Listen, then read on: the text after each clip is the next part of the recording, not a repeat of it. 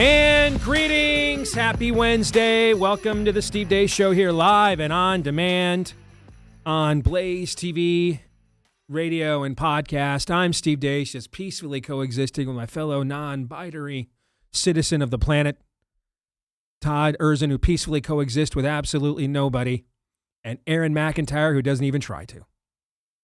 And we are brought to you by our friends over at Birch Gold. There's a little uncertainty in the world right now. Smidge. There's some things that we're not necessarily sure about on a day-to-day basis, like who's actually on our team. Just a few. Just juggling hand grenades. That's all we're doing here. Yes, indeed. All right. That's why you want to get the free info kit on gold from our friends at Birch Gold, because smart people have been using gold as a hedge of protection against times like these ever since we've been keeping time. All right.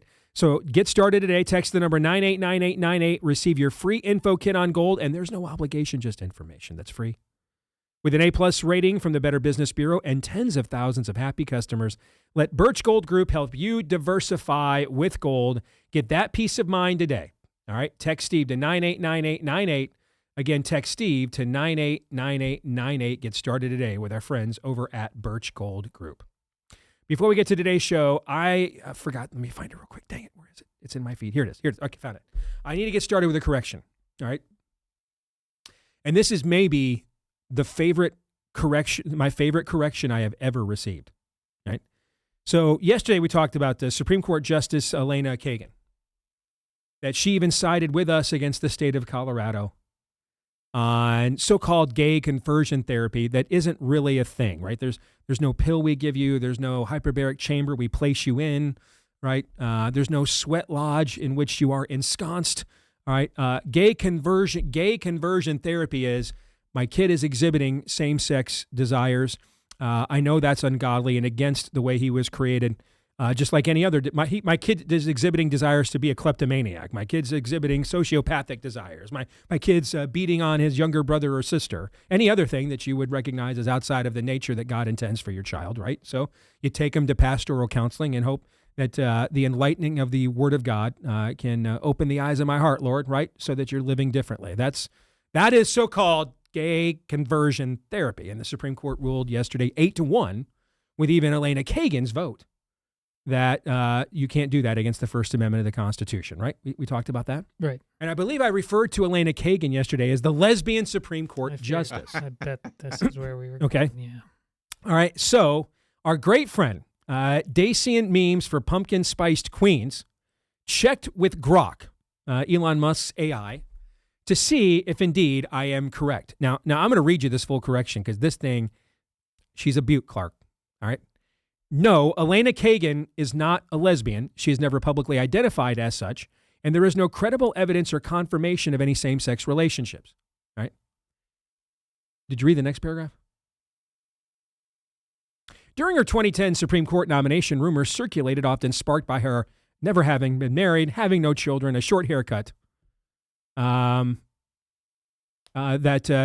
she was a lesbian. These were widely discussed in media from outlets across the spectrum, including Politico, ABC News, Mother Jones. Notice these are all on the left.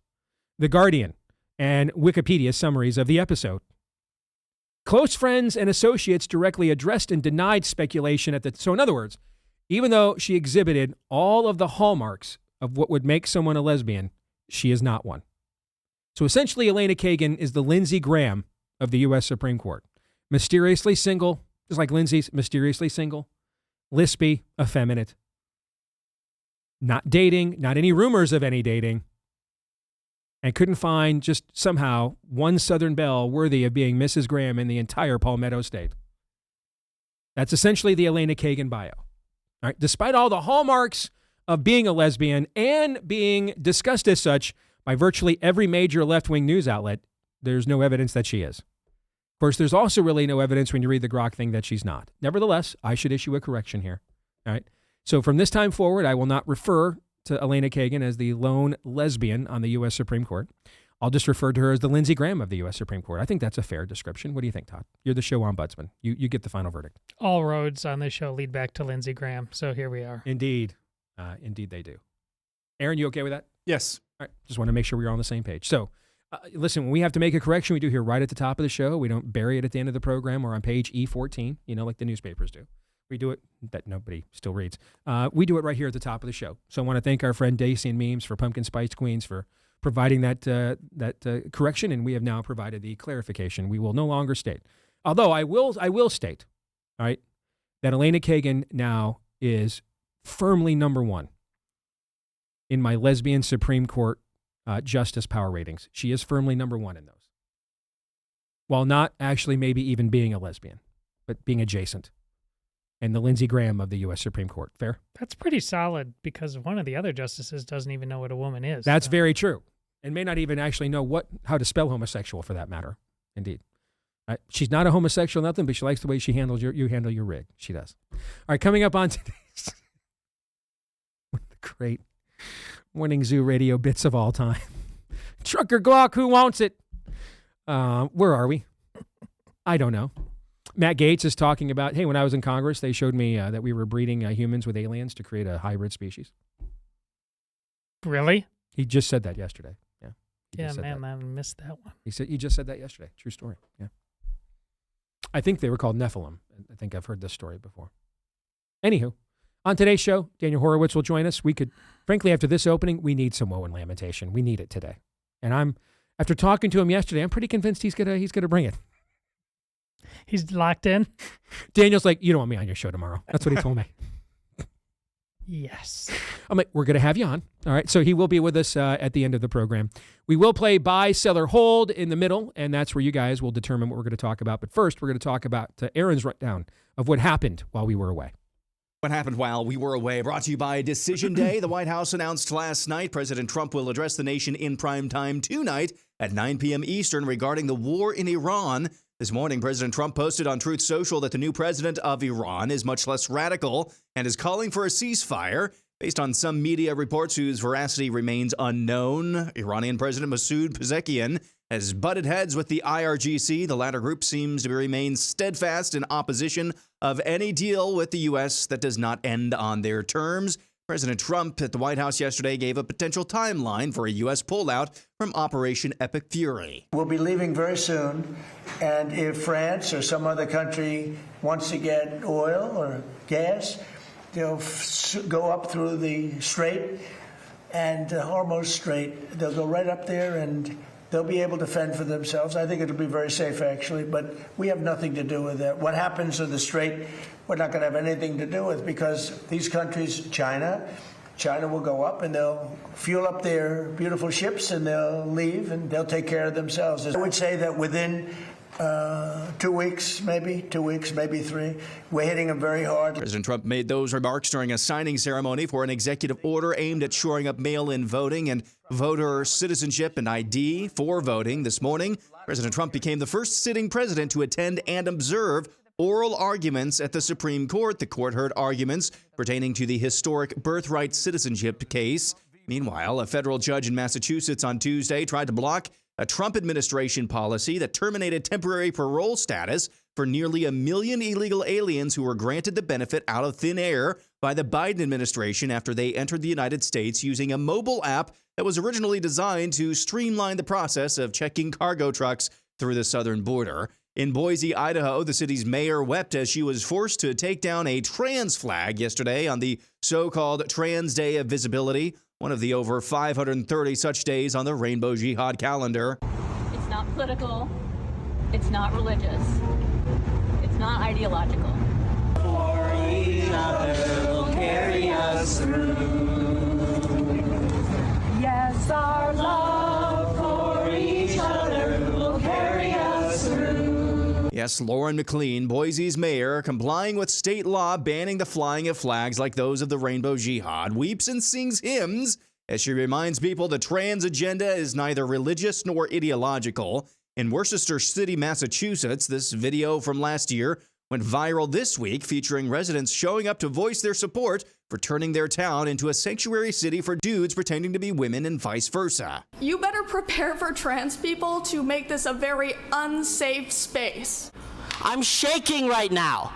I don't want to be here. I'm sorry, am I taking too long pleading for my life? You remembered how many children I have and that 2 of them are trans. I speak as both the B and the T in the LGBT. I do not want to be here. It's my day off. I do not want to be in your DMs. I do not want to be in your email inboxes. I do not want my creativity writing diss tracks like Kendrick. I don't want to spend an hour applying glitter on my face so that you will hear and see me. That's all funny, haha, till you remember they're the ones actually showing up. I told you yesterday about the Chicago Bulls releasing guard Jaden Ivey for his criticisms of the NBA's embrace of the rainbow jihad degeneracy. That prompted New England Patriots running back and Christian Travion Henderson to come to Ivey's defense, posting Matthew 5:10 in reaction to the story. Henderson's coach, Mike Vrabel, tried to cut the baby in half when asked about his running back. I love Travion. I love the person. He cares deeply about our team. He cares deeply about his faith. He cares deeply about his family, his wife, the people in our building. And so I want them to be able to express what they believe in their heart and in their mind, but also want to make sure that they're educated. So New England's former star linebacker turned head coach thinks you're uninformed if you're a Christian. Got it. And finally, an oldie but a goodie, the guards outside Christ's tomb.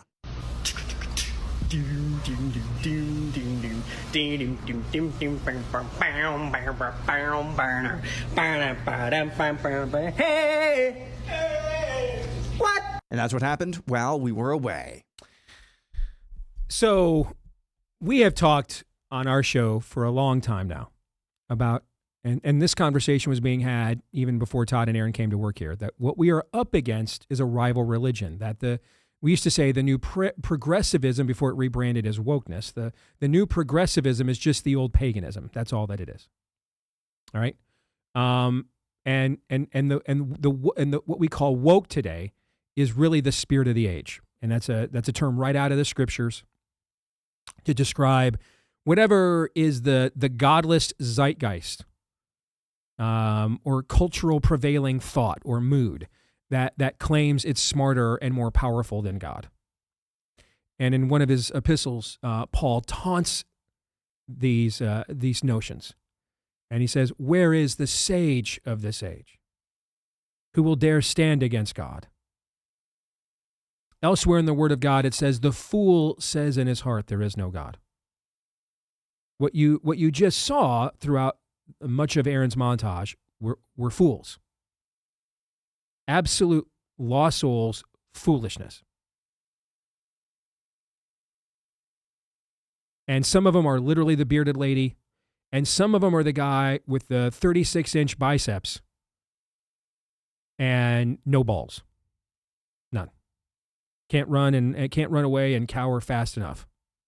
That's the head coach of the Patriots. And I think that we need to be reminded every now and then, maybe frankly quite a bit, that the war we are fighting here is not political.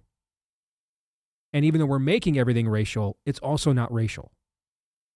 The war that we are fighting here is spiritual. There's a reason why, and Aaron was so apt to point this out, that he noticed the term he used when they were lowering the tranny flag in Boise. What was the term that Aaron used for the song they were singing? What did he call them? Hymns. Hymns. There's a reason why you see the left show up and sing these ridiculous sounding songs. To them, they're not ridiculous at all. To us, they are. Because we have the exact opposite worldview. On the other hand, when we show up at church, if you're Todd, you Gregorian chant, and if you're the rest of us, maybe you put a hand in the air or a hand over your heart, and you sing to Jesus on Sundays, that sounds ridiculous to them. You're the bearded lady to them. You're the weirdo. Because these two things can't share a culture together. They never have. And I promise you, they never will for a long-term relationship. It's impossible. And one of the things that I see today that I am concerned about, that is a tactic on our side, and it's a tactic that will lose us this war, and that is to argue about whiteness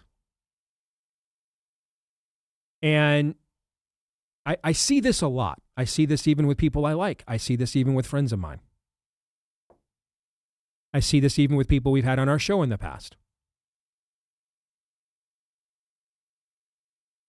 Right now, we have a Hispanic Secretary of State saying we should consider leaving NATO, the North Atlantic Treaty Organization. There are 32 countries in NATO currently. The least white country in NATO is Turkey.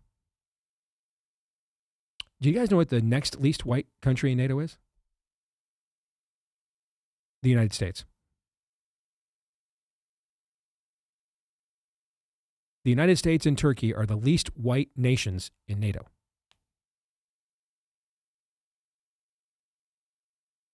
Many of the other 29 countries that are more white than us are like way more white than us. Like next on the list is Canada. We're roughly 58% white. Canada's like 65% white. Germany, the UK, they're like in the 90 percentile. Way whiter than us. And yet, all those countries are more woke. They're more pagan. They're more godless. They're more simps for Islam than us. So how do we explain this? How do we explain that the NATO countries that we have nothing in common with other than whiteness are way worse than us, yet at the same time, the whiter you are in America, typically the more right-wing you are. That's also true, right? Mm-hmm. You know, we know that from demographics, Yep. okay? So how do we explain this demographic? Or, I'm sorry, how do we explain this dichotomy? Well, first of all, let's acknowledge this. There is clearly a war on whites in America. And we need to push back on it with maximum prejudice. But I think if you want to defeat it, you need to know its true origins and purposes. This is occurring because the white evangelical church, even in its diminished state, did you guys see that Pew study about a week ago that looked at the religious trends of what people really think on cultural issues? Yeah. And white evangelicals were like way out of now listen, as a white evangelical myself, I'm like, that percentage is too low, okay?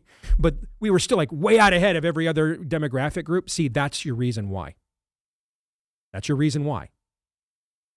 Even in its diminished state, the white evangelical church in this last generation still preached enough gospel that it created a critical mass of voting opposition to the spirit of the age, and a critical mass of voting opposition that does not exist in any other Western country other than here. This is why I keep saying countries like the UK, you're not going to be able to vote your way out of this now. You can't, sadly. You're going to need, in the UK, frankly, you're going to need the kind of existential level of disruptive protest that finally finished off the Soviet Union, the Boris Yeltsin protest that finally finished off the Soviet Union. You're going to need that. Or you're going to need revolt. You can't vote your way out of it. You don't have a critical mass of candidates to vote for. They don't exist in that country. Nigel Farage has gone soft. There's just not a critical mass of candidates to vote for, let alone if you had the votes, and you don't. And so therefore, for the last generation, really all that stood between America and the spirit of the age doing to us what it did to all these other NATO countries that are way whiter than us was the white evangelical church. And because that white evangelical church has no critical mass, only 2% of France is evangelical, for example. Since there's no critical mass of that white evangelical church in these other predominantly and way whiter countries than us, they're all way woker, way more pagan, way more godless, way more Muslim. And this is why, what I just articulated to you, this is why the left's most potent language is reserved for whites. And they want whites to buy into this as primarily a racial identity thing and not what it truly is, which is a religious one. That's really what it is. And the longer that we go without seeing it this way, that is really a spiritual war manifesting as a political racial fight, the more likely it is that the left is going to win and we are going to lose, because the longer that we see it that way, the less inclined we're going to be to bring out the greatest weapon we have. The greatest weapon ever forged in the history of this third rock from the sun. And the only undefeated and perfect thing on this planet, the Word of God. There's a reason why your enemies say, make your arguments without the Bible. There's a reason why tyrannical countries always take the Bible and try to ban it, because they can't beat it.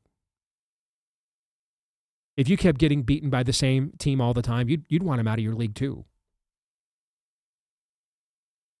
And so if we're going to wield nebulous whiteness, instead, then you don't even really, you can't beat an enemy you don't really know. Now, I've been white for 52 years. I've been married to a white woman for almost 30 years. I've raised 3 now adult white children that to varying degrees are well-adjusted and love Jesus. And I have to tell you, I have no idea what whiteness is. I don't know what that means. I never once told my kids we're going to do this because we're white unless it was a joke. I mean, how often do you correct Ben on the grounds of whiteness at your house, Aaron? Yeah, it's been a really low number. Really? How about your 4 daughters? Are they like, holy crap, man, I'm disappointing the white race. I got to get better grades. Have they ever said that sentence out loud to you? I'm sorry, Dad. No. No? No. All the whiteness in the world didn't save the UK. It didn't save Germany, any other place in the world. Because the war on whites is really a war on Christianity. If those whites were voting if the whites were voting Democrat, would the left be issuing a war on whites right now? No. No. And that's why whenever there's a Jaden Ivey or a Tony Dungy or a Clarence Thomas, all those guys, Thomas Sowell, they stop being black and they start just being one of we white guys. Because it's not about whites. It's about what you believe. They love white people who vote their way. That's what it's about what you believe, not the color of your skin. The enemy will show you his true motives. You just have to hear them. Now, I promise you, if you attempt to fight this evil on whiteness, you cannot win. It's impossible. Cannot happen. First of all, you're playing on the enemy's playing field. Evil is the home team on racial sectarian divisiveness. That's their language. Can't beat them at it. But second, and most importantly, God won't let you. God has no interest. He's no respecter of persons. He's not here for the preservation of a culture or a heritage or some bloodline. Did that once. That covenant was fulfilled in Christ. We're in a new one now. We're not doing that anymore. He's interested in his word and calling people to repentance in Christ. This is why Jesus is Lord. This is why Christ is King. Through one man's sin, Adam, we fell. Through another man's sacrifice, Christ, we rise. And what has arisen from Christ is the most successful, potent, powerful, and demographically diverse movement in the history of this planet. Now, let me make this also clear. We are absolutely permitted to want our own traditions, a culture inhabited by people who share them, the preservation of our own way of life, as much as I'm bleeding in my soul for the savagery our Nigerian brothers and sisters are facing right now. If they were to be my neighbor, I'd have way more in common with some cynical Vietnam vet that lived next to me and never been to church in his life, but we like the same sports teams and celebrate the same, customs and holidays and eat a lot of the same foods. I've been pretty vocal. I think we ought to have an immigration moratorium. I think we ought to have mass deportations. I think that we ought to have a closed border. You have every right to preserve your heritage.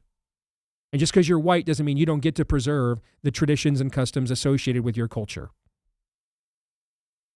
Well, everybody else does.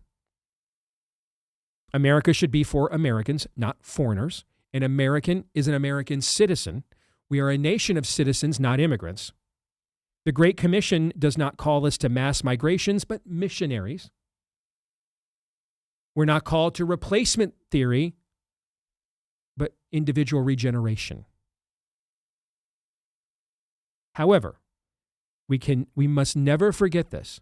You're never going to preserve a God-given culture with another form of godlessness. It can't happen. Beelzebub cannot cast out Beelzebub. The choices here are not more whiteness and less diversity. How are the white folks doing in having kids, by the way, right now? Not great. Who's aborting? Who's having a whole bunch of abortions right now? Them. Yeah.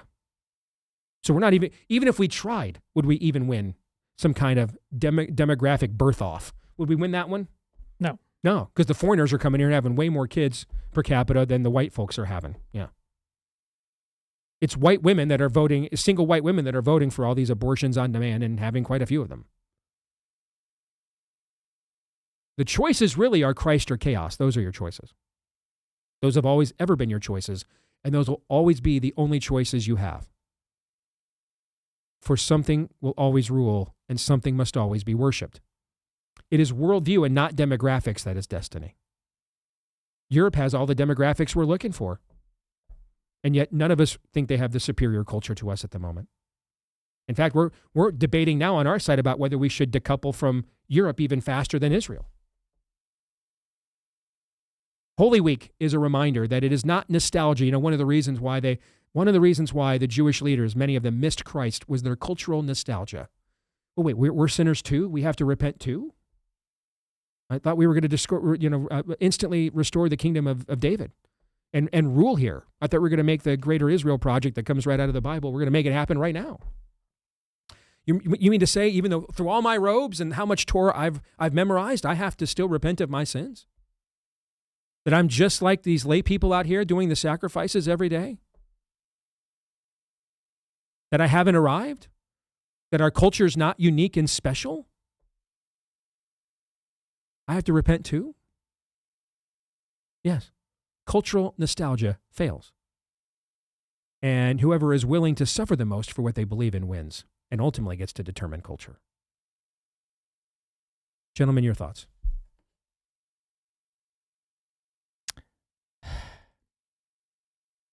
I have just Daniel thoughts. When he says, "You sure you want me to come on the show today?" These are my thoughts. We're not serious about what you just said, Steve. When you make those comparisons about our similarity to the pagan next door, even though we spiritually might have more common than with the person in theory in Nigeria, how often does that theory actually play out? This is why I bring up all the time.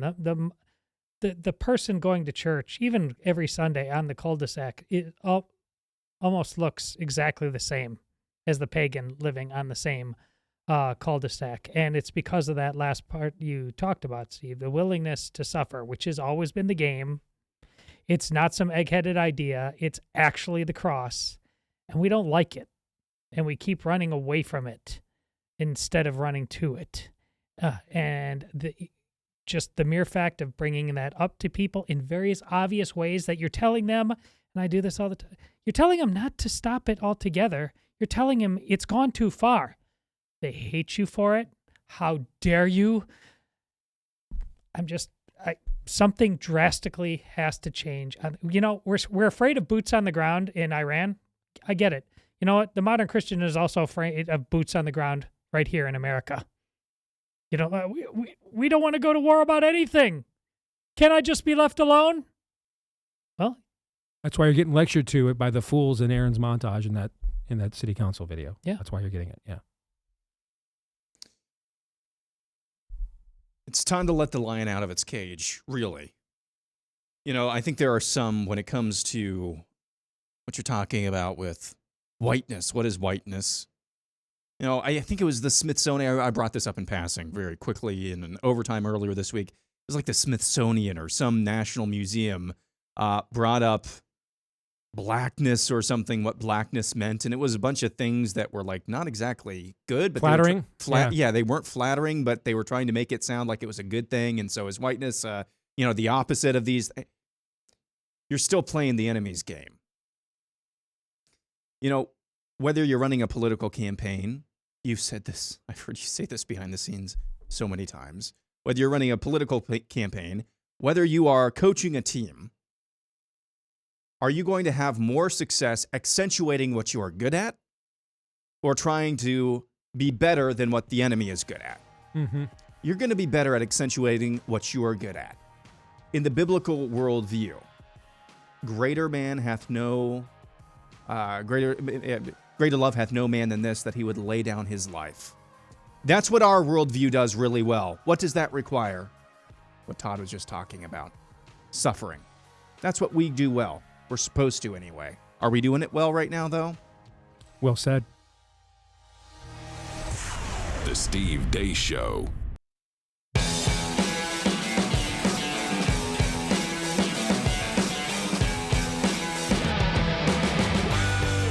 All right, back here on the Steve Deace Show, brought to you by Jevity. Maybe you guys all know a guy, strong, active, seems to have done everything right. Then one day gets the call, stage 3, stage 4. Everybody's like, well, he seems so healthy. How did this happen? Well, that's why Jevity exists, because you're fine. It's not always good enough, especially as we start getting a little bit older. That's why they test over 100 markers, the stuff that actually tells you what's building beneath the surface, the stuff your insurance maybe doesn't want to cover, right? And depending on where you live, they can come and do the blood draw right there at your home.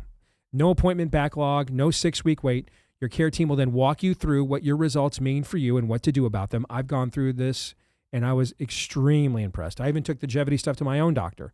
She was very impressed, all right? So don't be the guy everyone's surprised about. Be the guy who already knew. Go to gojevity.com, all right? Geviti for longevity.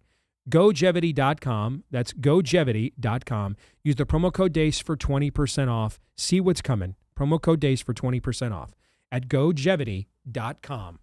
Gojevity.com, code Deace. All right, are we ready? Sure. Let's play. Shall we play a game? We shall. And the game is called Buy, Sell, or Hold. You guys know how this works. All right. Aaron has your submissions. Todd, you and I have yet to see them. Throughout the course of the next hour, we'll get through as many of these as we can. What remains, we will get to in the overtime for Blaze TV subscribers at blazetv.com/Deace. Use the code Deace. You'll get $20 off your Blaze TV annual subscription. So it comes out to $0.25 a day. Comes out to, what is it, $8 a month. Can't beat it. You'll get all the exclusive content we do just for you here at The Blaze. blazetv.com/Deace, code Deace, so you don't miss today's overtime or any other exclusive content via Blaze TV. All right, so we'll get to as many of these as we can. What's left is in the overtime. You and I will decide. Are we going to buy it? Are we going to sell it? We are permitted to hold. After all, that is the name of the game, buy, sell, or hold. But holding is considered such an emasculating move that it requires a very, very draconian punishment. Therefore, shall you invoke your hold? You're going to have to find out, Todd, what Lindsey Graham did with his Disney World bubble wand. Once again, why are we harshing on men's hobbies? I'm reliably told that you're on your leisure time. You can do whatever you want just to kick back and relax. So I think we're just being too hard on Lindsey Graham. Well, you're going to find out how hard he was on that bubble wand, brother. So don't hold. Do not hold. Aaron, fire. We'll begin with Uncontexted 2, Electric Boogaloo, who has this. This is the current state of the Steve Deace Show. It's the Ben Affleck Love it. Smoking and exhausted gif. Love it. Or meme. Perfect. I'm going to come clean for you guys. This is exactly where I am. All right. I'm down bad. I'm just going to be honest with you. I'm down bad right now. And I'm doing my best, man. I mean, I'm trying to turn all the chicken salad into chicken caca I can right now, because everything we're doing, nobody voted for and nobody ran on. And something wicked this way comes, brother. I'm doing everything I can to hold it together, right? I mean, I'm down bad. I'm trying to make this the most entertaining I can make it. All right. But I'm unwell right now. So this meme, I mean, I'm wearing something Michigan every day this week, because that's really all I got right now is the Final Four. Perhaps that's the bad luck. I mean, perhaps we need to turn that around. I mean, I know it's working pretty on the it's working for the basketball team. I'm trying to get a little magic there, some mojo from that, but I'm down bad. I'm down bad. I am. This is me putting on a brave face, trying to make this thing as go team as I possibly can, but it kind of feels to me like we're down 20 and the die is cast. What if your team sucks? Well, it's, our team sucks radio is really hard to get people to listen to. I don't know. I have people trolling the heck out of me on X for that version of it. So now here's the other thing, maybe though. It's worth a shot. I've done all kinds of stuff that was hard to listen to. The other thing it does is it's early still. It is still April 1st. A lot can happen in 7 months. All right. But this game is not going well. Right. And this is way more important And you know this. This game's way more important than the games we're joking around about here, right? So I'm fighting to the end. I mean, I'm playing to the whistle, okay? But I'm feeling more like the Tennessee Volunteer basketball team was feeling Sunday afternoon than the team that wore this jersey. I'll say that. A lot of people on our side don't believe what you just said, that the games we're joking about aren't any less important. That's the problem. We have too many idols. We need to smash them. And then there's a lot of people on our side that just believe absolutely people want endless war in Iran, and they want to pay high prices, and they want higher gas. And yeah, I know. And then they're all going to turn and just be shocked. First Wednesday in November. Why did nobody tell us? Well, you didn't want to hear it. I want to win. I want to win. And I'm hard to get along with if we're not winning. And I'm even harder to get along with if I know there's things we could do to win and we won't do them. And these guys can tell you that. That's when I'm really difficult to get along with. I do not struggle on the things I cannot control. I struggle with the stuff that I think that I can. And it didn't have to turn out like this. That's when I'm very difficult to get along with. And I'm feeling that way right now. Next, we go to Deace and memes for Pumpkin Spiced Queens with this excerpt from the Tuk Tuk Binks show. Quote, by Sellerhold, quote, Deace now saying that the Trading Federation be blocking the Naboo. Misa wondering why. Weesa not a warn people, but didn't Naboo bring it on themselves? This is nutsy. He, ye, who, ooey, boy. And why should they be called Naboo? Isn't they ghosties? We should be jeering. We should be jeering them. By Sellerhold. I'm absolutely buying that. If you can make me laugh after the spleen I just vented, that has to be bought. That is.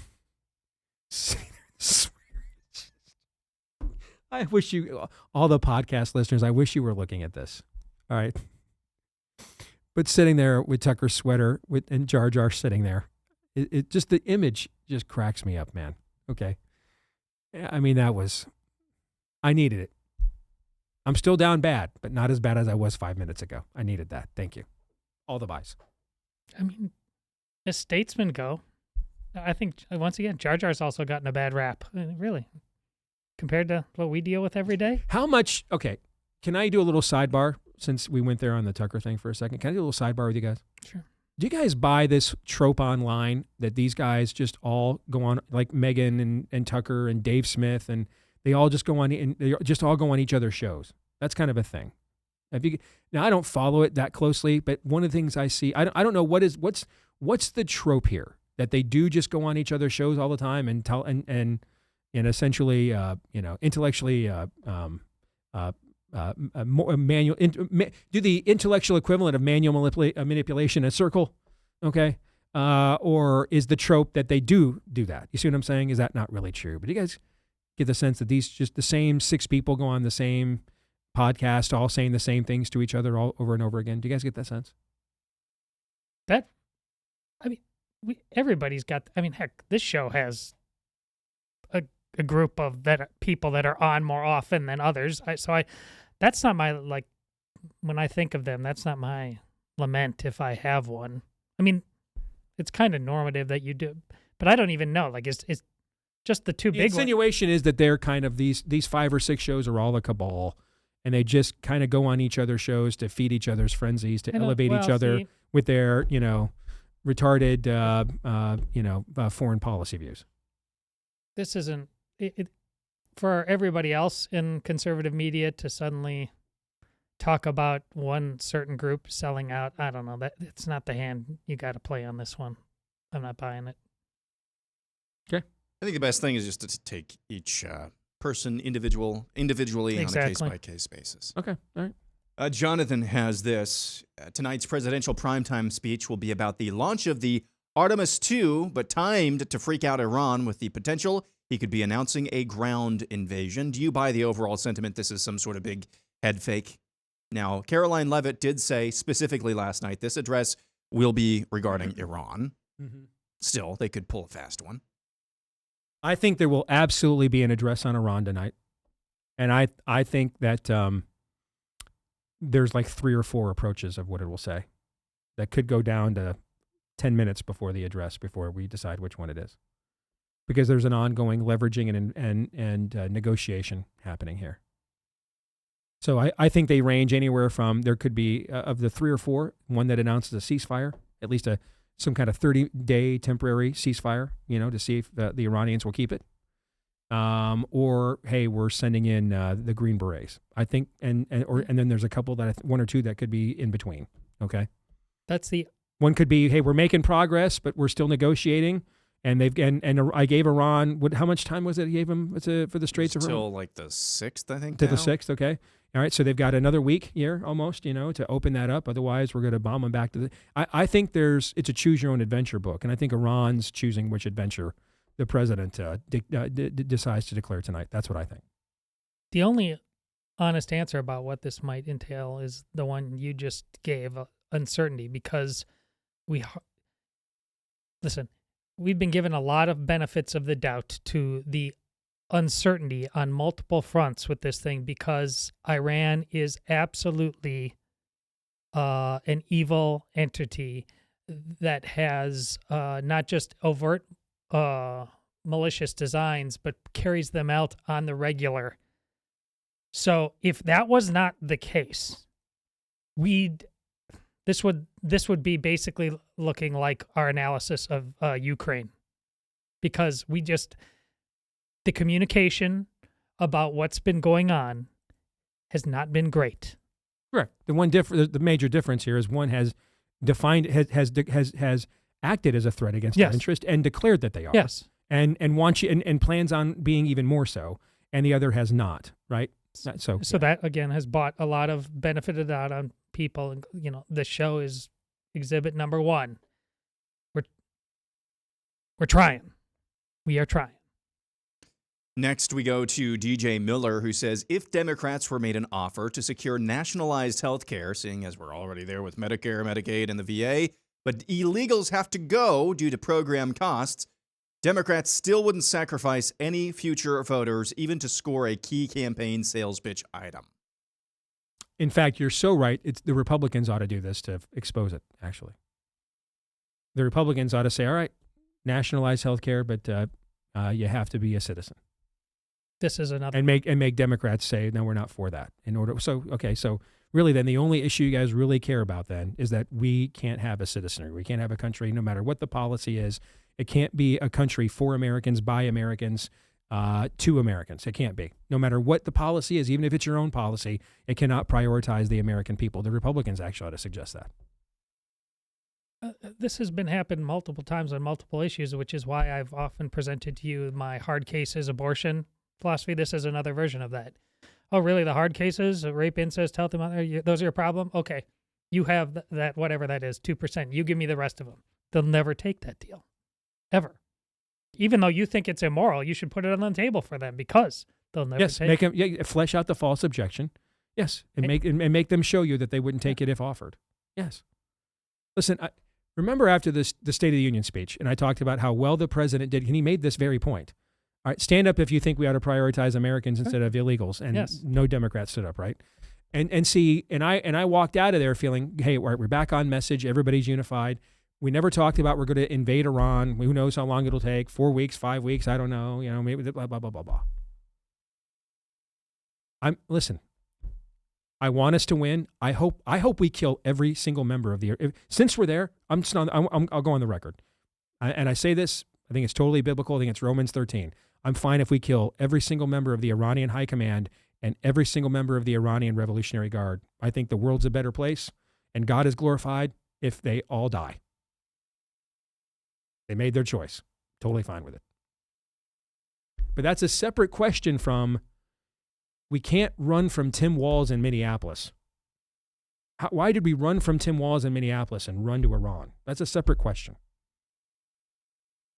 And now I'm looking at polling from Scott Rasmussen. Support for this thing is dropping. We can't fight for other countries harder than our own. We just can't. It's not 1987.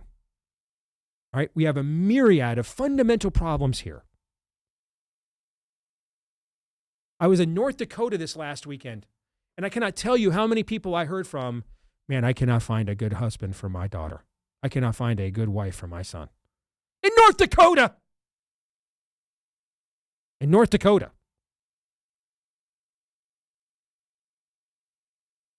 We at some point, we have to prioritize our issues. I agree that Iran is an issue for us.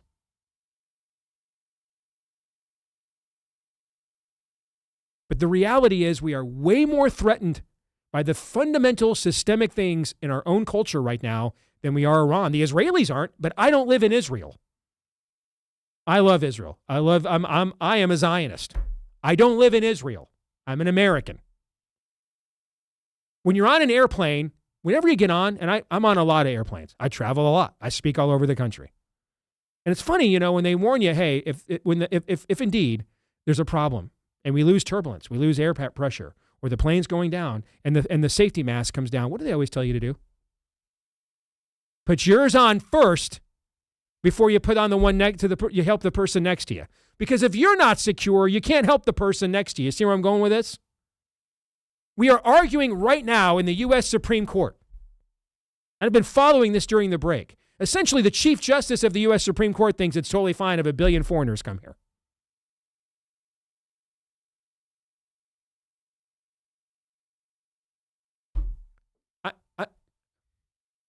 I'm not terrible, and nobody else is, that wants to make sure that their kids and grandkids are at least as secure from Drag Queen Story Hour as the Israelis are from Iran. And I don't think that makes you terrible or an anti-Semite or any of those things, and I friggin' hate the anti-Semites. I volunteered to take on the Groypers at Amfest. I asked for it. Said, you bet, man, I'll take that one on. I volunteer as tribute. You don't have to ask, I volunteer. I made my thoughts on Fuentes and all this very well known. Yes. And will I continue to probably do so? And will I continue to probably have to? Yes. But the plane's going down. We've got to put our own masks on first. More in a moment.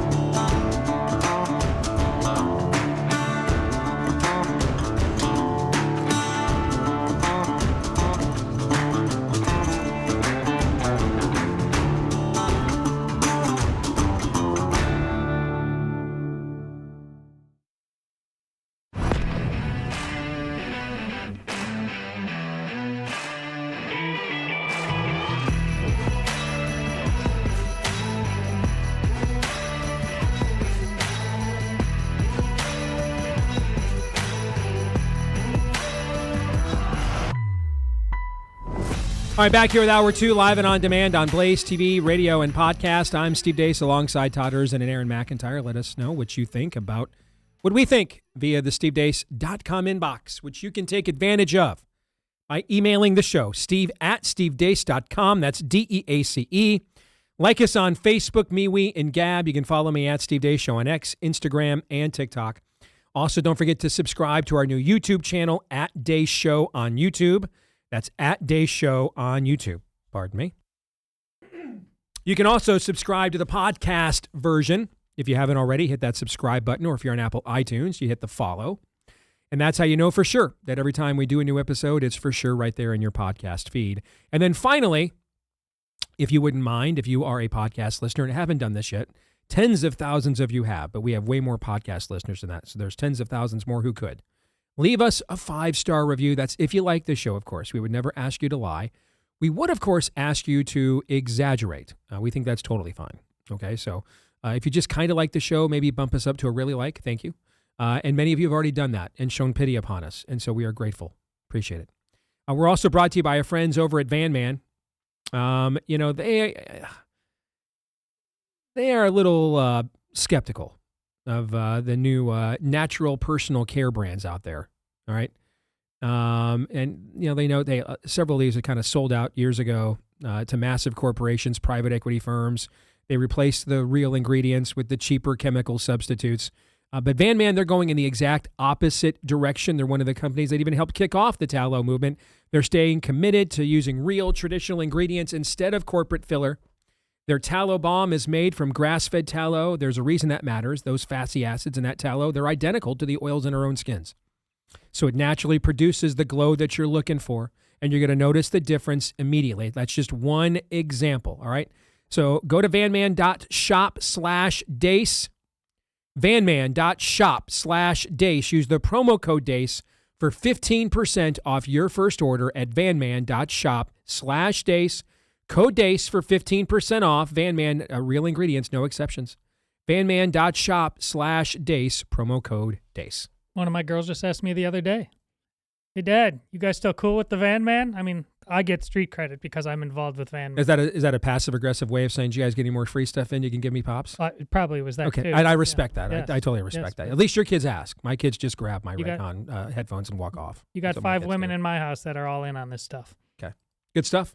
All right, let's get back to some buy, sell, or hold. Aaron, fire away. We will continue on with Brian, who says Steve's assessing the right as a big TARP community was spot on, but now so many consider those like Tucker and Megan, quote, on the right when they never were. They were always mainstream media and left of center at best. Buy, sell, or hold. I'm going to sell that, particularly where Tucker's concerned. I mean, he has a long body of work.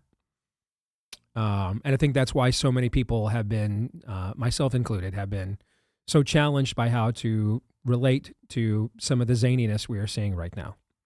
Because it's not even some of the positions that he's taking. I know we had the conversation, I think, briefly yesterday about my contention is I think that Tucker, at least I think the Ron Paul movement, I see this with some prominent Ron Paul people I know and I follow or follow me. They are, I mean, listen, Ron Paul's 90 years old. And as a senator, Rand is not really afforded the level of ideological rigidity in that position that his father could have. See what I'm trying to say? Like, you're in the Senate, man, you're going to take some bad votes. Like, he's the most libertarian member of the Senate, Rand Paul is, but he's nowhere near as like ideologically rigid on this as his father was. See what I'm trying to say? Okay. So you need kind of a new intellectual fountainhead, to borrow another libertarian, Ayn Rand's term. You need a new fountainhead. And I think it's very clear. I don't know if this is what Tucker wants, but I think it is very clear that prominent Ron Paul voices are kind of trying to make Tucker that voice. They're trying to make it happen because he's already got the wherewithal of the celebrity and the platform. And I think what you're going to end up finding, I think you guys are going to be very disappointed, okay? Because I think the only thing really paleo about Tucker is his disdain for Zionism, but I don't think it's coming from the same place that you guys' is. And I think once you get past the Zionist part, you're not going to get any of the serious discussion on monetary policy, fiscal policy. I mean, does Tucker talk about anything other than Israel these days? Not that I know of. I mean, it's the overwhelming majority of his content, and it was before Operation Epic Fury ever launched, or was even on the radar screen that this may launch. So. But I do think that they're looking for a new fountainhead. There's no Ron Paul capo that has anything close to the platform to sustain his legacy, and so they're trying to kind of make Tucker anoint him. And I think you're going to find he's more King Saul for you than David would be. I think what you're going to find. Megan has had several iterations in her career. I mean, she's done mainstream media. She's done she was the one that Roger Ailes sent out that very first debate in 2015 to try to take Trump down. Remember that? When Trump talked about the bleeding from her whatever after the harsh treatment he got in the debate, he was talking about Megyn Kelly when he said that. So she's had different iterations throughout her career. And I don't really know her well enough to make that kind of a judgment. So I guess she's been kind to me, but I also don't know her like at all. So I think because she's kind of had several different media iterations, if you want to make that claim about her, I might be more open to listening. But no, Tucker believes serious things. Whether they're seriously right at any given moment is up for debate. And Steve mentions the two specific people brought up on one side of your equation. Let me address the other side of the equation. They haven't really been the right. What is that? What has it ever been? Isn't if you had to winnow it down, if there was one poster child that you had to win it down just on raw percentages, isn't it closer to John Thune? See, that's not good either. When Daniel Horowitz texted me yesterday, you don't want me on your show tomorrow. Listen. All right. And because he was just losing it over the quote fake right. And I texted him back, what was the real right before the fake right? Exactly. What was it? That's my point. See, we're in this moment with sort of this mishmash populism, Trump, well, it's MAGA, but it's America first, and that's not really an ideology as much as a battle cry. We're here because the previous era failed, people. We're here because we did try to be a movement based on shared principles. We sold those principles out for a front row seat at the Republican Party. I'm old enough to remember when I had to argue against the Heritage Foundation because it was promoting Romney Care, healthcare mandates in white papers and distributing them around the state of Iowa during the Iowa caucuses, and I had to push back on that. We would take anybody that looked like they were going to win any election as a Republican at all, no matter what they believed, and instantly make them the most conservative figure that ever existed. And we sold people out and didn't deliver. We had all these Tea Party people go in 2010, and they ended up actually being the most profligate spending Congress in American history. The company I came from, Conservative Review, was founded because a very wealthy man was one of the biggest bundlers of the 2010 Tea Party wave. John Boehner did nothing that he promised this guy he was going to do and wasted his money. And he looked around conservative media and he saw no one was holding these people accountable. He called it Conservative Review to troll National Review because they sold out their birthright. This is how Daniel Horowitz and I got to be friends. Daniel recruited me. He found me. He recruited me to join Conservative Review. The president of the Blaze, Gaston Mooney, was the president of Conservative Review. He was brought in because he was Jim DeMint, the most conservative member of the Senate, his chief of staff. We were formed as a company to hit the Republican Party from the right because no one would do that. Anything the Republicans wanted to do, no matter how left, they got away with. It wasn't until George W. Bush tried to cut them, and John McCain tried to cut the deal with Ted Kennedy for endless amnesty that Rush finally stood up and said, no, we can't do this, and stopped it. And then Bush turned around and called Rush and all of us basically a bunch of xenophobes. And I know Eric Erickson is just a panic attack waiting to happen online since COVID. But there was a time when his red state actually pushed back on the Republican Party from the right. That's why Harriet Miers got defeated and we got Samuel Alito instead. We've been selling out to the Republican Party the entire time. So along comes Trump. Clearly, we can't have a movement based on shared principles because we'll just sacrifice those like the Esau's we are. So why don't we try on transactional, shared relationships? And to the Trump's defense, he has moved the Republican Party further right than it ever is right now. The Republican Party says the most right-wing things and has done even some of the most right-wing things we could have never gotten it to do before. When I suggested 20 years ago in my home state that we needed school choice where the funding followed every child, no matter what building that was, whether that building was at home or a private school or a charter school or a public school, the funding followed the child. The Republicans looked at me like I had both eyes in the same socket. That's now the policy of the state of Iowa and the policy of a couple dozen states in the country right now. But now, see, the problem is the limits of when you aren't aligned by values, and then when your leader starts getting older and he's a lame duck and he'll never be on the ballot again, and then he starts anointing people, not because they share his principles, but because they slurped him to the right ratio, looking at Joe Kent, Marjorie Taylor Greene. These are now the people stabbing him in the back like Brutus to Julius Caesar at the front of the Senate. Beware the Ides of March. Because it's good to have, it'll work to have a political movement on vested interests, provided the one who decides whose interests are vested can wield enough power to hold everybody in line. But the minute he starts getting older, the minute he starts getting term limited, people are like, I don't think you're the pony I can ride anymore. And now suddenly I've got a conscience when they never did and don't now. That's what's happening to us right now. What I just described is the last 25 years of the Republican Party in America. So see, I can do it in a short amount of time if needed. Not everything has to take a half an hour. All right, but I just gave you 25 years in 3 minutes. That's where we are. And I don't know the way out. I don't.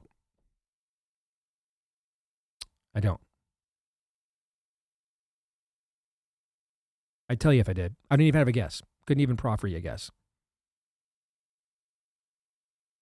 As the great prophet Bill Belichick once said, it is what it is.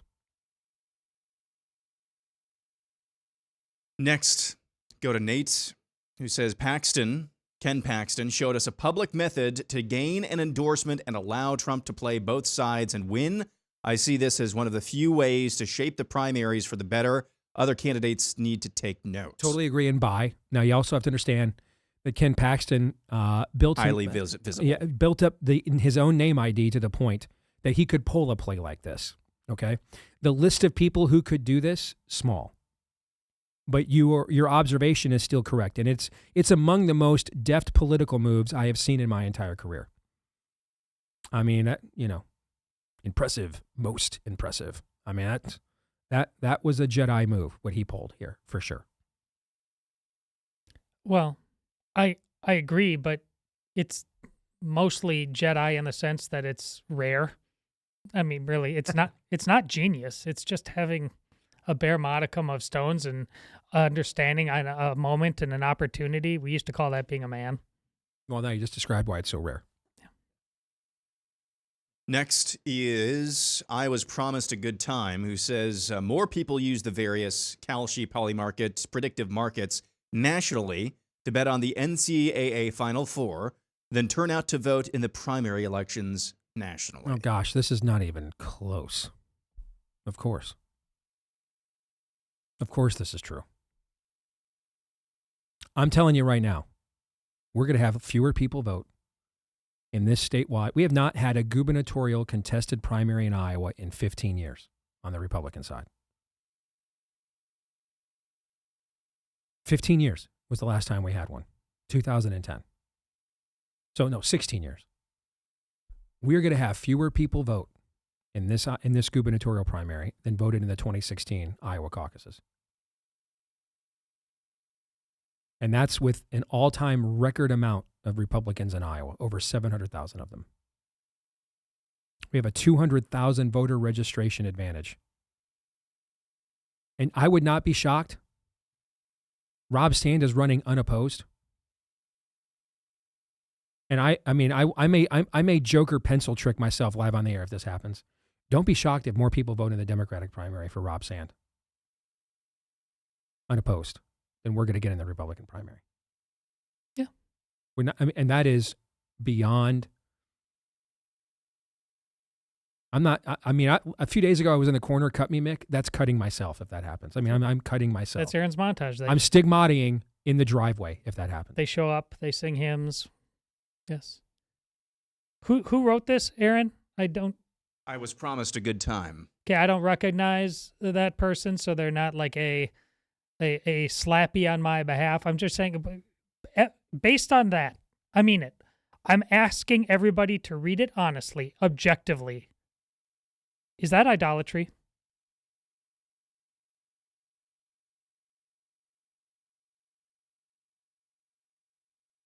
Yeah, that silence I get. No one wants to come to terms with that. And if it is, what are you going to do about it? Nothing. So this is why we're too hard on Lindsey Graham. The last thing on earth I want to be is too hard on Lindsey Graham. Everybody just gets to do what they want to. It's their hobbies, blowing off some steam. That's what it looks like right there. I'm going to tell you right now, based on the way I think this midterm's going to go, I'm going to need a post-midterm Disney vacation. I'm going to need to get away. I'm going to need one. I'm going to need quite a bit.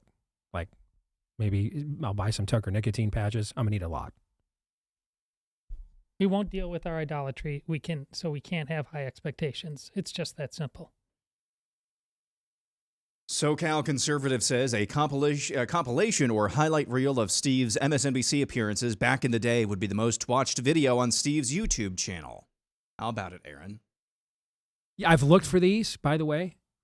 We kept some of them in our old archives. These appearances all predate you. I don't know how much of that video, because we used to play them on the show like in 2011 and 12 and stuff when I was on there. So I don't know how much of that is still available to you, Aaron, or not, how much we've kept, all the moves and everything else. I have no clue. I mean, I uploaded a bunch of them on YouTube back in the day, but I know some of them are still So out some there. of them are still out there. Oh, okay. All right. Yeah, I've not watched those in a long time. A long time. My favorite one is when the one I was on with Ed Rendell. And it was, actually, this one was one of the last ones I did. I think it was before the 2014, or no, it was after the 2010 midterms. So it wasn't one of the last ones I did. I can't remember. But we filmed this one at IPTV via sat uplink, so Iowa Public Television. And they had me on with Ed Rendell talking about, if I remember right, how bad the midterms went for Democrats. And you guys may not remember Ed Rendell. I think he was one of Clinton's election victories. I think he was his campaign chairman, mayor of Philadelphia, head of the DNC, right? You remember Ed? And he always seemed like kind of a cool dude, just way too left wing, right? You know. But a dude at least, maybe one of the last dudes the Democratic Party actually had, that could relate to people like us. And his whole thing of how Republicans had won the last midterm election so decisively was gerrymandering. And I'm like, Ed, how do we gerrymander a Senate race? How do we gerrymander a statewide Senate race, Ed? Am I missing something? How do you gerrymander? Did we move population in and out of the state? I mean, I don't know how we gerrymander a Senate race. And they just moved on it doesn't matter. Good talking point. Yeah. That's one of my favorite ones. We gerrymandered winning the Senate. We gerrymandered winning the Senate. Apparently you can just move people from Nebraska to Minnesota, win a Senate seat there. Or, you know how we gerrymander statewide races? Do you know how we do that? You know how that works? Because I'm thinking we're going to have to gerrymander some folks to win this governor's race. All right. Maybe quite a few. Asking for a friend? Yes. So if you know how to gerrymander a statewide race, which is Ed Rendell accused us of, and a thing that him and I did together on MSNBC, I'd love to know. I don't know how you do that. Yeah, that was one of my favorites. Yeah, we gerrymandered to win the Senate. That was cool. Can we do that this year? Alabama doesn't even, Alabama's got enough Republican voters. Can we move some of those to Michigan maybe? Just, we gerrymandered it, Rural Alabama is now in, the UP of Michigan. Is that how that works? Can we do that? No? You got your own little Project Hail Mary going on, don't you? I do, yeah. Tell me how we can. Ed Rendell accused us of gerrymandering to win the Senate. And that was the former head of the Democratic National Committee, yes. I'm just sitting in a public television studio in Johnston, Iowa, and I'm like, I don't think you can do that. Okay. Oh, gosh. TC Turtle is next. Steve and Todd are having a great time lately. With the screenshots of Steve walking off the set and Todd laying down on the desk. Dude, that's great. I'll buy it. That's a great side-by-side. Yes. I forgot you did that a few weeks ago. I forgot about that.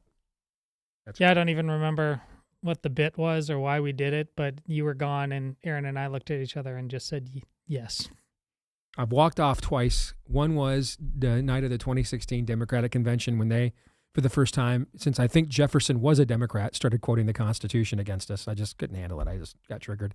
And if I remember right, Aaron was off. Yeah, that's why it was amazing. And you had to guest produce. Yeah, there was okay, and so it was just you. And Todd's got this.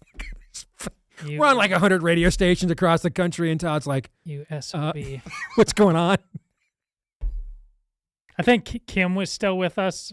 I'm pretty sure. So she was still sitting there. Yeah. And then 2 days ago was the second time it's happened. Yeah. I just need a minute. I'm so triggered. What may happen next means we are all fired and never work again, and I just need a moment. Yeah. Next, we go to Lawrence, who says, I don't have a good buy, sell, or hold, but this week's hold penalty should be to sniff the bubble wand. No. Dude. Oh, you just, dude. That's pretty much what. There were a lot of these submissions, and I want to tell you the ones remaining. I took all of them. I took them all. One man's bubble wand is another man's NFL Sunday ticket. How dare you? TC Turtle double dips. The punishment for holding today should be that you have to find out as eyewitness what exactly Lindsey Graham is doing with that bubble wand. That's what we did. That's exactly what I chose. Yes, that is the punishment for holding. You've got to know what Lindsey Graham was doing with that bubble wand at Disney World. That's exactly what we picked. So great minds think alike. Bye. You bet. Sturdy Oak is tracking with Steve's mood. The Steve Deace Show will get a huge following on YouTube, only to be squashed on iTunes until Apple gets sued. Then iHeartRadio will squash the show until they're sued. And the show will get squished by Spotify until getting sued. only to lose everyone on YouTube yet again. Nailed it. That math is solid. Solid. That's not a buy. To buy that seems like would cheapen it somehow. That's metaphysical. I mean, this is this is not buy-seller homily. Okay, I mean that's existential. I mean, I think that just cheapens just how potent that offering is. To just denigrate it with a simple buy or sell. You don't buy or sell that you just exist. You just acknowledge that, right? You don't buy or sell gravity. You don't buy or sell the jet stream, right? You don't buy or sell the temperature. It is what it is. That's a force of nature, and that's exactly what that post was. 100%. Yes. Let's go to this. Andy in Florida with a random one. Prometheus is arguably the best movie in the Alien franchise. No way. Come on, man. I suppose if it's the only Alien film you've seen, I could see why it would be high up there, but no way. The second one, Aliens. Game over, man. That's one of the great sci-fi films, like, period of all time. So it's not even in that ballpark. No. You high. I have no idea. How many movies are there? You're sniffing Lindsey Graham's bubble wand, all right? But how many Alien movies? 7 or 8, I want to say now. Are there really? Yeah. I'm so proud. I'm so proud. I don't know. That looks so disgusting. Yeah, I'm trying to play, but I just at some point I'm like, I mean, I don't know why. Why do God, we judge? Like the look of just utter disdain on his face that as a species we made that many Alien films was tremendous. Just disgusting. Get to do whatever hobbies I want. Whenever I That's like want the look to. like when his daughters didn't go to class. That's the look on their face they saw. Just like utter disgust. All right. Oh, gosh, that was great. Oh, man. Next, we go to Julia, who says it's time for the Convention of States. Oh. No, really, this time. I 100% agree. I think we don't have the demographics to give Republicans much more majorities than we just gave them. I mean, so if these majorities aren't good enough, then there's just nothing left. I don't know. It's time. Throw the Hail Mary pass. We're at the end of the game. It looks like the Supreme Court is poised to say we can't have a border and anybody can come here and do anything they want whenever they want. So if that, and apparently we can't find a lawyer. I don't know. I didn't get a chance to listen to it, but according to Clay Travis, who's kind of a cheerleader for the president, if we're being honest, we sent a solicitor general up there who literally can't talk. So that's great. Okay. So, I mean, I'm sure, though, he gave the requisite Trump slurpage on some Twitter post. So that's why he got that job. Maybe we need an SG, though, could talk. Might help, for this particular pivotal moment in all of human history. All right. So, I mean, yeah. Okay, cool. Yeah. And then when I sign off here after this show, I'll go on X and be told by 16 people that I won't criticize the administration anymore and I'm a total sellout. Mm-hmm. Guaranteed. We're really just serious, to line them up. Just really serious people. Yeah. Yep. Just to line them up. You bet. It's so funny. I remember vividly old studio. It was before it, when it was Blaze. It was radio. We were having these conversations. We were having Mark Meckler on, and my arguments were: listen, it's a trap. We don't, as a Republican Party, we don't stand for enough things. We're going to get tricked. They're going to go in, and the left is going to be way more aggressive. And you know what? And so I said, slow your roll. I'm not sure we're there yet.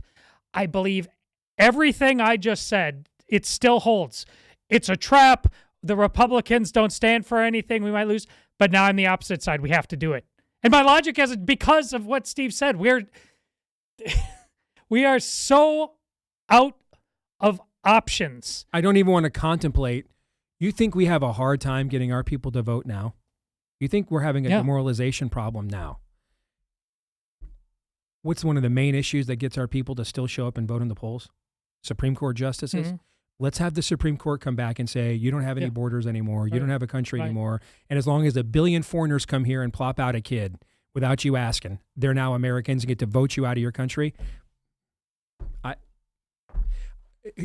If Gaston, Tyler, if you're listening, don't have an election night coverage on Blaze TV. And if you do, don't invite me. PSA. Yeah, if we weren't, where would you yet be struck? This is Isaiah 1 territory. The lessons we have not learned as a whatever the movement is on the right, from COVID, from transgenderism, from borders, not having them. Those are all the things. I just figured when we were having these arguments, we have to give it time for people to realize the stakes. They're going to learn from this. They're going to learn from this. They didn't. So now, while I still think this could end up in utter disaster, so is everything else. So why the heck not? Next, somewhere in Kentucky has this. Getting rid of the filibuster serves no purpose. There aren't even 50 Republican votes to support the Save America Act anyway. To that, you know what? I'm going to answer. I'm going to get you decide if you think this is a buy or sell or not. Okay, because this is from a really smart guy, Blake Neff, and Blake Neff is the producer, one of the producers of Charlie's Show. And Blake was kind of the nicer, balder version of Todd, learned Catholic friend of Charlie's that he would consult with on some of these deeper intellectual matters. Here's what he just posted 8 minutes ago. Quote, "The most black-pilling part of the birthright citizenship debate at SCOTUS isn't that they might rule the Constitution requires it. It's that, if they do, there isn't a hope in hell that Congress would ever pass a new amendment to fix that. Right. It should be the easiest thing in the world to pass a new law clarifying that tourist anchor babies and surrogate children brought by Chinese Communist Party oligarchs don't get lifelong U.S. citizenship. Yet everybody knows Congress will never do this. There aren't enough votes to repeal a policy of obvious long-term national suicide. That should fill us with a lot of dread for the country's future." Yep. Same conversation. And that is from one of the trusted intellectuals of probably the best and most unifying leader we had that they shot in the throat. Yeah.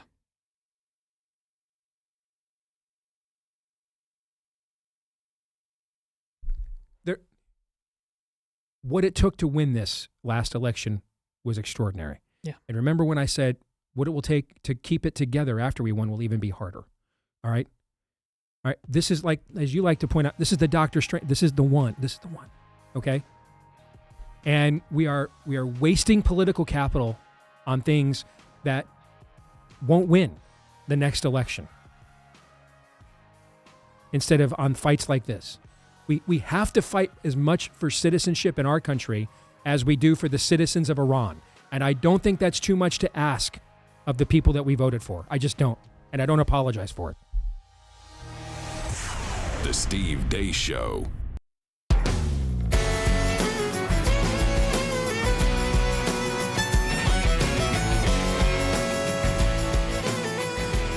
All right. I'm down bad. I'm already blackpilling hard right now. And this is me during Holy Week, man. What do you think next week's going to be like? And this is me during Holy Week and with my favorite team, maybe the greatest team in college basketball history. No. See, they're at least in the conversation. Let's if not they win this. muddy the waters. They're at least in the conversation. They're not at all.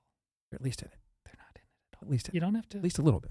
You don't have to Connor Stallions. See, I knew I could get a sports take out of you. I knew I could do it eventually. You don't have to Connor Stallions the thing. And just, it worked. You fell for it. Just Banana's right there in the tailpipe, and you took it. Anyway, this is me down bad. So why not let's just go ahead, man. Just bring in the prophet of woe and lamentation. Let's just keep it rolling. Daniel Horowitz is here with us, brother. How are you? What a time to be alive, Steve. I want to share with you something we were just talking about before the last break. All right, this is from Blake Neff. And Blake was kind of Charlie's Todd Erzen, kind of his Catholic editor, sidekick to bounce things off of, maybe has a bit of a different perspective as a Catholic that he does. Smart guy, right? Here's what Blake just posted. The most black-pilling part of this birthright citizenship debate at SCOTUS isn't that they might rule the Constitution requires it. It's that if they do, there isn't a hope in hell that our Congress would ever pass a new amendment to fix that. It should be the easiest thing in the world to pass a new law clarifying that tourist anchor babies and surrogate children brought by the Communist Chinese Party oligarchs don't get to have lifelong U.S. citizenship. Yet everybody here knows our Congress will never do that. There aren't enough votes to repeal a policy of obvious long-term national suicide. And that should fill us all with a lot of dread for this country's future. He just posted that 18 minutes ago. All right. So I know you were taping as the arguments were going on today. Okay. But I also know this is an issue that, I mean, you would be, I mean, you're going to give Stephen Miller a run for his money on who on our side has maybe written more on this topic over the last 15 years than you have, right? So, all right, so let's just use what your knowledge of the issue and what Blake wrote here that we just cited kind of as the takeoff, and now I hand it over to you. So Steve, that's exactly the point we need to make. Before the oral arguments, I made the case that the Trump administration needs to communicate very clearly to the public the arguments why it cannot be true. It cannot be true that people could invade, illegally assert jurisdiction and allegiance, and steal citizenship for themselves and their posterior, to the point that even prospectively, the people through their elected representatives have no recourse to prevent them from doing so. So if you have sort of a scrimmage line like a football game, and you have a pregnant woman and there's a border agent and they're able to get through the line, drop the baby up, nothing you can do. I mean, personally, even if it didn't say you're born in the U.S. and subject to the jurisdiction of the second clause, if it just had the first clause, born in the U.S., there is no way you could read that like Amelia Bedelia, like a retard, that an invader could come in and assert jurisdiction. Mm-hmm. So he should have made the case, then made another case that people forget. Within the 14th Amendment, there's something called Section 5 that gives Congress plenary power to enforce the provisions of the 14th Amendment. So not only do they have Article 1, Section 8 plenary power over naturalization, which this interpretation would denude them fully of that right, because they don't have control over who's a citizen, foreigners do, but that they don't have control over the 14th Amendment itself, which they do.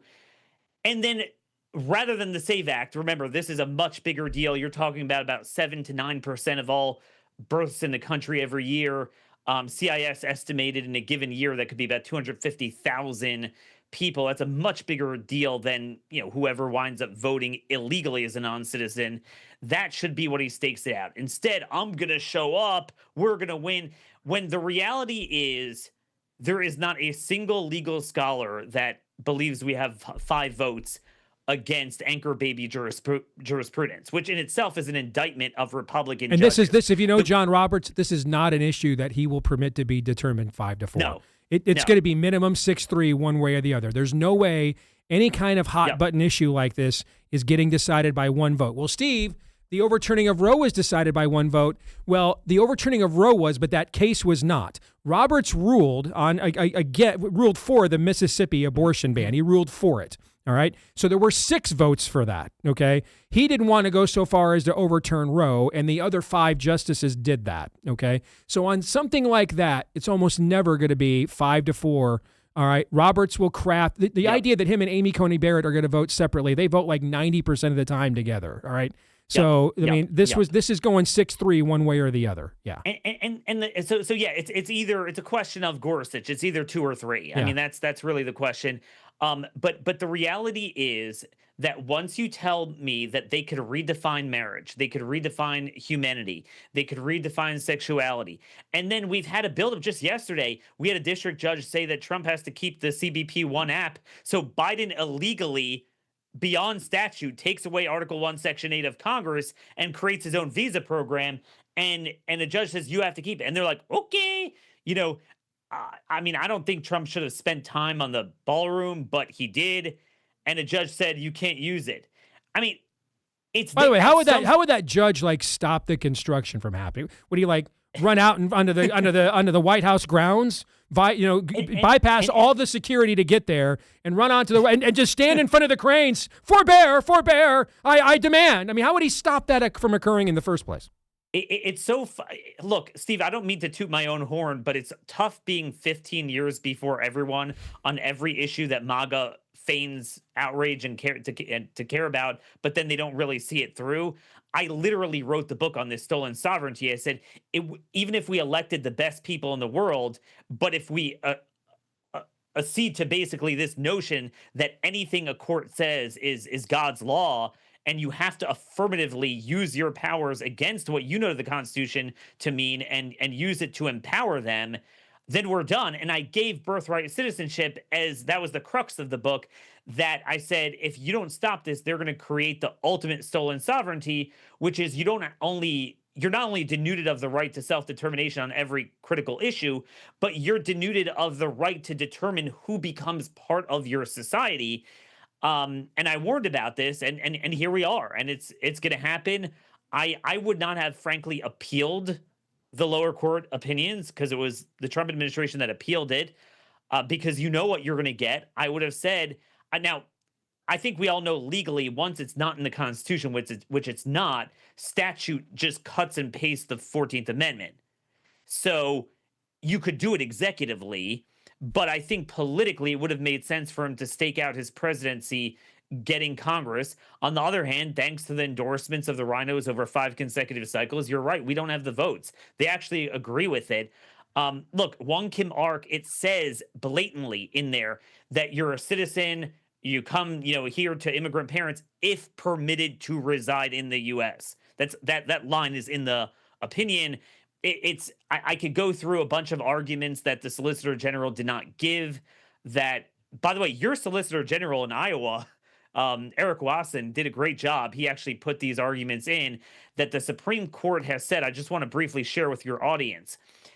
It has said in an uninterrupted stream of cases for 140 years that if you're here illegally or even given temporary status while we adjudicate your right to remain here, it is in the most literal, physical, territorial, geographical sense as if you are standing outside the boundaries of the U.S. So therefore, even if it didn't have subject to the jurisdiction, if it just said anyone in the U.S. is born to someone in the U.S. as a citizen, it could not apply to them. They're not in the U.S. They're outside of it. A bunch of retards are saying, "Oh, you mean they could commit whatever crimes you want?" That you don't get the benefits of it. And then, yeah, of course, if you come and invade, we could clamp down on you and capture you. But you can't assert allegiance in that you grab citizenship for yourself. The fact that we're even debating this is like debating a psych ward. It's mentally ill. And by the way, where in the Finer case, what was it, 1948, 1950, where Justice Jackson said the Constitution's not a suicide pact, roughly paraphrasing. Do you know what that was? That was an American citizen speaking out. And they were worried that that was causing, violence and anarchy. So there was a local ordinance against, what he was doing, and he was arrested. That was First Amendment rights for an American citizen. And, Justice Jackson, who is a champion of due process, lead dissenter at Korematsu, Chief Justice at the Nuremberg trials, he was very clear that at some point you have to temper any doctrine with a modicum of common sense, and yet here we're applying it to 8 billion people just come and steal it. But again, I don't blame the left for doing that. I blame the fake right for going along with it, and they've been doing that until now. The president's going to give. There's going to be way more to say about this in the coming weeks as we await the opinion. But the president's going to give a national address tonight on epic fury in Iran. Said yesterday, we are negotiating with the head of parliament in Iran, who has run for president several times in Iran unsuccessfully, but is also known as a hardliner, although he claims he's more of a technocrat. They're supposed to deliver a letter to the White House sometime today before this talk, basically formally asking for a ceasefire. The president said there will be no ceasefire without a complete opening of the Straits of Hormuz, right? And so Scott Rasmussen has polling out today that this operation's support has dropped 9 points just in the last week. We're hitting that 4 to 5 week period of time that the president named when we went in, right there at the beginning of, or right there at the end of February, beginning of March. So what do you think all this means right now? I mean, politically, I think it's a needle in a haystack. You can only lose by so much. So this war is only a few weeks old, and long before it, we've had the warning signs of Republicans underperforming by 15 to 25 points across the board. The main thing is the economy. The only thing things like this do is exacerbate the point that the economy is terrible, you're not focusing on that priority, and it's getting worse, and I'm going to blame who's ever the incumbent in power. I don't think fundamentally people care either way on the underlying issue of Iran. And if anything, they would agree with the president. But the bottom line is, like I said, Israel was doing this for free when they had the element of surprise. Trump pulled them off, and then bizarrely a year later decides to do it with weird timing. I'll say this. What is happening prima facie is so indefensible that I gotta believe that there's more happening than meets the eye. And I know I usually don't give him that grace with domestic policy because you could easily see what's happening. With matters like this, it's hard to really see. They had to have known about the Straits of Hormuz. They had to have game theoried all of this. So I don't know. You're saying that let me make sure the audience can follow you. This could be a rope-a-dope. Yeah, That's my point. You're saying there has to be something we don't know because the one piece of strategic leverage Iran was, they were never going to be able to stand up to our military, right? They had no chance. So they really only had two fallbacks: terrorism, terrorism, and the Straits, right? Those are their two fallbacks, right? And so this idea that we'd be 4 to 5 weeks into this and not have the Strait of Hormuz as like a primary objective, already on lockdown, we're already in total control of it. And so they've kind of had this quasi leverage to negotiate for the last few weeks. What I hear you saying is there must be something we don't know, that we are allowing them this perception of some form of leverage when we've been obliterating their military the entire time. Is that kind of what you're saying? No, exactly. I mean, because leading up to this, it looked like he was going to cut a deal with them, and then a day later, it's bombs away. Mm-hmm. So I think when it comes to things like this, there's got to be more. I would hope there's more. The other marker I would lay down is that, the presumption militarily is that to secure it, you're going to have some sort of ground force on the islands, on the shores. But I would argue there actually is another option that I would think would be a good idea, which is that the straits aren't closed. They're closed to us, but they're open for Iran and its allies. Mm-hmm. I don't see why. I mean, we have the biggest naval buildup there than we've seen in modern history. I don't see why we can't say, all right, you don't open it up, we'll shut you guys down. Because remember, they need it opened for their exports and their own shipping. So I'm not sure why we haven't been doing that, and that wouldn't even require ground forces. So, I mean, these are the sorts of things that I'm going to be looking for. Good to see you, my friend. Thank you. Have a blessed Easter. Take care. Thank you. Happy Passover to you. All right, gentlemen, thoughts as we get out of here? Final 2 minutes. Yeah, Daniel nails it when he talked about how don't get all egg-headed and high and mighty with the arguments. The fact that we are talking about this, and he uses the term retarded over and over again. It's true. And it's just like that with transgenderism, and it was just like that with COVID, and it's just like that with borders, but we keep doing it all the time. And again, it's because of what Aaron showed us on the show. How many more people are on a betting app than voting? There it is. We have an idolatry problem, and we have no plans to smash those idols. We're doing great. Everything's great here. How are you? I don't know what else there is to say. This has probably been the most black-pilled show. Obsidian Vanta Black show. And how appropriate maybe it is this week. In Holy Week. I just pray that the faith that we all celebrate this week is really real to a real majority of people. If not in this lifetime of ours, this mortal coil, then the next generation. Because until that's the case, it might be the Steve Day show, it might be the Aaron McIntyre show, it might be the Autumn's Hibbs show someday, it might be the fill in the blank generation after generation. But until there's a critical mass of people who take the faith that we celebrate in particular this week really seriously, we're just going to have generations of black-pilled shows. If we can even do shows like this in future generations. I just... Men without chests abound. Yep. And and that's the same thing we've been saying. It's just, I'm at where Todd has been multiple times. How do you say the same thing in a different and more compelling way? And I'm just out of words. I just want to And if we were up against some great conquering army, if they had the better arguments, come Lord Jesus, come what may. History books, it's our turn. Hey, we gave it a great run, Time for the next superpower to give it a shot. This is just inexcusable. But it's who we are. It's honest. And that's why I'm it's mad. Honest. That's exactly why I'm not happy. Because it doesn't have to go like this. It doesn't. It just doesn't. It's self-inflicted. Back at it again tomorrow, noon to 2 Eastern, right after Glenn Beck, right here on Blaze TV. Until then, go hard. Romans 8:28.